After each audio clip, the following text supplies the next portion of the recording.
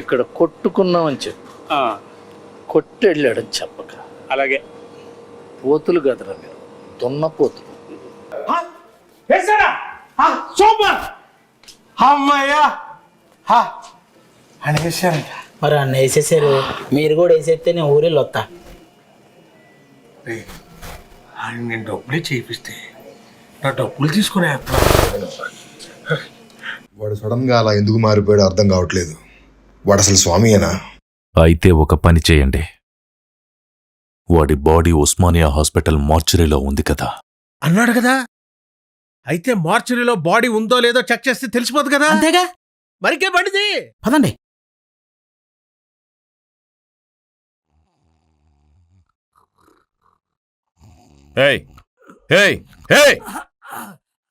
Duty టైంలో పడుకున్నావేంట్రా? చుట్టూ ఇంతమంది పడుకుంటలే, నేను పడుకుంటూనే వచ్చిందా నీకు? నీ వీడి బాడీ ఇక్కడే ఉందా? లేదు, చిరంజీవి గారి సినిమా రిలీజ్ అయితే మ్యాట్నీ షో చూడడానికి వెళ్ళింది. జోక్లేస్తే చంపేస్తా, మూసుకొని చూపించు.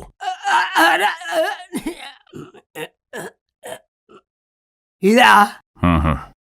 ఇది కాదు, ఇంకోటి చూపించు. ఇంకోటా? మరి ఇదా? ఇది కూడా కాదు, ఇంకోటి చూపించు. మీరు శవాలను చూడడానికి వచ్చినట్టు లేదు, షాపింగ్ మాల్లో శిలను చూడడానికి వచ్చినట్టుంది.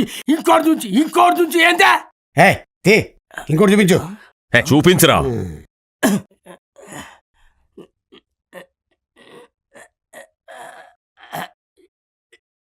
ఇదా? ఆనంద్ గాడి బాడీ ఇక్కడుందంటే అక్కడుంది స్వామి అయి ఉంటుంది. నిన్నేం జరిగిందో వాడిని అడుగుదాం పదా. ఆనంద్ గారి బాడీ ఇక్కడే ఉందంటే స్వామిగారు చెప్పింది రైటేరా. ఒక ఆనిముత్యాన్ని చంపేశాను రా. మరి ఇంకే ఉన్న నిమిత్తాన్ని బాగా చూసుకోండి. చంపేస్తాను నిన్ను. ఆ పక్క బాక్స్ ఖాళీగా బెటరా, వచ్చి పడుకుంటా. చంపేస్తారంట మా సారు.